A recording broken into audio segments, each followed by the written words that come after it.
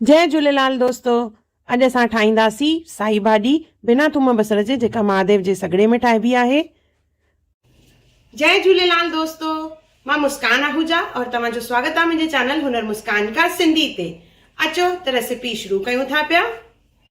साई भाॼी ठाहिणी आहे त उन जे लाइ खणंदासीं पालक। हिते मां पालक खई आहे 50 ग्राम, हिते सुआ यानी दिल लीव्स खया आहिनि, और 50 ग्राम खयो आहे चूको यानी खटा पालक। ये सभु असां चङी तरह साफ़ करे वठंदासीं। साफ़ करण खां पोइ इनखे कटींदासीं, कटे करे इनखे धोइणो आहे।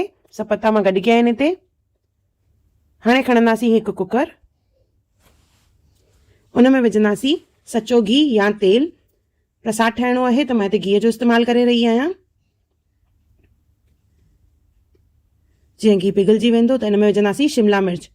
हूअं असां साई भाॼीअ में बसर जो इस्तेमालु कंदा आहियूं, पर हिते असांखे बिना थूम बसर वारी ठाहिणी आहे त हिते असां बसर जी जॻह बेस जे लाइ शिमला मिर्च जो इस्तेमालु कंदासीं। इनखे थोरो भुञंदासीं। कचो पको शिमला मिर्च जीअं पकजी वेंदो त उन खां पोइ असां हिन में विझंदासीं सावा मिर्च। कुझु सेकेंड अञा भुञी करे पोइ असां हिन में विझंदासीं टमाटा। ॾिसो हिन तरह कलर थी वेंदो त इन खां पोइ विझणा आहिनि टमाटा। हिते मां 4 टमाटा खया आहिनि, रफली चॉप करे विझंदासीं। गॾु विझंदासीं चणनि जी दाल, अधु कोप जे क़रीब, जेका 50 ग्राम हूंदी लॻभॻि। दाल जी क्वांटिटी या पालक जी क्वांटिटी घटि वधि तव्हां पंहिंजे हिसाब सां करे सघंदा आहियो। हिते मां अधु कोप चणनि जी दाल खई आहे ऐं उन सां गॾु 25 ग्राम यानी लॻभॻि 2 चमचा पीली दाल यानी मुङनि जी दाल खई आहे। इनखे चङी तरह धोई करे असां इस्तेमालु कंदासीं। तव्हां चाहियो त इनखे पुसाए बि रखी सघंदा आहियो, अधु कलाकु पुसाए करे पोइ उनजो इस्तेमालु कयो। गॾु विझंदासीं लूणु, हैड विझंदासीं हिन में 1 चमचो, ऐं ॻाढ़ा मिर्च। हिते मां कश्मीरी ॻाढ़नि मिर्चनि जो इस्तेमालु कयो आहे। चङी तरह मिक्स कंदासीं ऐं टमाटे खे सिजाइणो आहे। पहिरियों बाहि तेज़ ते रखंदासीं, पोइ मीडियम। हीअ भाॼी जेका आहे बिना थूम बसर वारी आहे। साॻी भाॼी थूम बसर सां कीअं ठाहिजे उनजी लिंक मां डिस्क्रिप्शन बॉक्स में विधी आहे। उहो वीडियो मां पहिरियों ई अपलोड करे चुकी आहियां, त ज़रूरु चेक कजो। सो जीअं टमाटो सिजी वेंदो त असां हिन में विझंदासीं पालक, जेका असां कटे रखी हुईसीं। पालक, सुआ ऐं चूको चङी तरह धोई करे इहे विझंदासीं। महादेव जे सॻड़े में जेका जूअ जी कुटी ठाहिबी आहे या उन सां गॾु ताइरी के ठाहींदा आहिनि, या उहा पूॼा कीअं कजे, इहे सभु वीडियोज़ मां पहिरियों ई अपलोड करे चुकी आहियां। उनजी बि लिंक डिस्क्रिप्शन बॉक्स में आहे, त ज़रूरु चेक कजो। साॻी रेसिपी, साॻी पूॼा जी विधि हिंदीअ में बि आहे, त उहा बि ज़रूरु चेक कजो। चङी तरह मिक्स कंदासीं। जीअं जीअं असां हिनखे मिक्स कंदासीं, सिजाईंदासीं, त पालक जेका आहे सुसंदी वेंदी। हूअं निजी पालक या सिर्फ़ु पालक ठाहिजे त उहा उनजे पाणीअ में ई सिजाइबी आहे, यानी एक्स्ट्रा पाणी न विझिबो आहे। पर हिते असां दाल विधी आहे त दाल जे लाइ असां थोरो सो पाणी हिन में विझंदासीं। पर उन खां पहिरियों पालक खे चङी तरह मिक्स करे पहिरियों सिजाईंदासीं। ॾिसो इन मां पाणी निकिरंदो, और इन में पोइ असां थोरो सो पाणी ॿियो बि विझंदासीं, छाकाणि त दाल खे सिजाइणो आहे।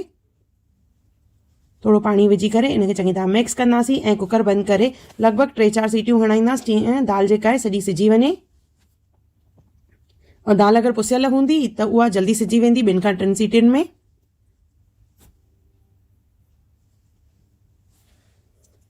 ॾिसो मां 3-4 सीटियूं हणायूं आहिनि।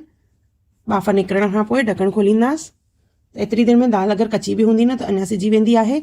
और इनखे मंदीअड़े सां मैश कंदासीं, यानी असां इनखे मेटींदासीं। मंदीअड़े सां मेटणु। ब्लेंडर जो इस्तेमालु न करिणो आहे, मंदीअड़े जो इस्तेमालु कंदासीं। जीअं दाल जेका आहे सॼी मैश थी वञे, और पालक टमाटा जेके बि हूंदा इहे मैश थी वेंदा, और हिकु स्मूथ असांजी भाॼी ठहंदी। ॾिसो इन तरह। हीअ भाॼी घाटी आहे त थोरो सो पाणी असां हिन में विझंदासीं। भाॼीअ जी कंसिस्टेंसी असां पंहिंजे हिसाब सां घटि वधि करे सघंदा आहियूं, त मां थोरो सो पाणी हिते विझी रही आहियां। इनखे चङी तरह मिक्स कंदासीं, और हिन जे मथां लॻाइणो आहे तड़को। त वधिड़ी यानी तड़का पैन खणंदासीं, उन में विझंदासीं सचो घी 1 चमचो, और गॾु विझंदासीं 1 चमचो जीरो। हूअं थूम जो तड़को लॻाइबो आहे, पर जीअं मां ॿुधायोमांव असां इहो प्रसाद लाइ ठाहे रहिया आहियूं, त बिना थूम बसर जे ठाहिणो आहे, त हिते असां जीरे जो तड़को हणंदासीं।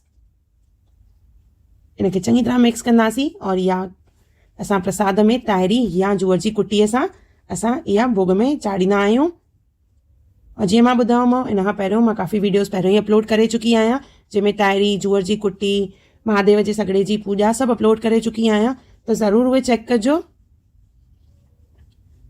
इहा असांजी बिना थूम बसर वारी साई भाॼी तयारु आहे और ॾाढी टेस्टी ठहंदी आहे। चवंदा आहिनि न प्रसाद हूंदो आहे त प्रसाद में पाण ई जस यानी टेस्ट अची वेंदी आहे, त इहा ॾाढी बढ़िया ठहंदी आहे। त हिकु दफ़ो ज़रूरु ठाहिजो और मूंखे कमेंट सेक्शन में ज़रूरु ॿुधाइजो त तव्हांखे इहा रेसिपी कीअं लॻी और अहिड़ी कहिड़ी वीडियोस तव्हां मुंहिंजे चैनल ते ॾिसणु चाहियो था, इहो बि मूंखे कमेंट करे ज़रूरु ॿुधाइजो।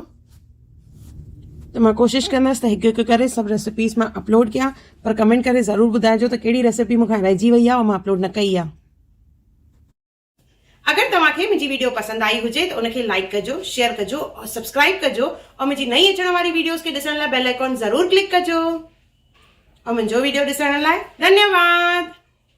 जय झूलेलाल।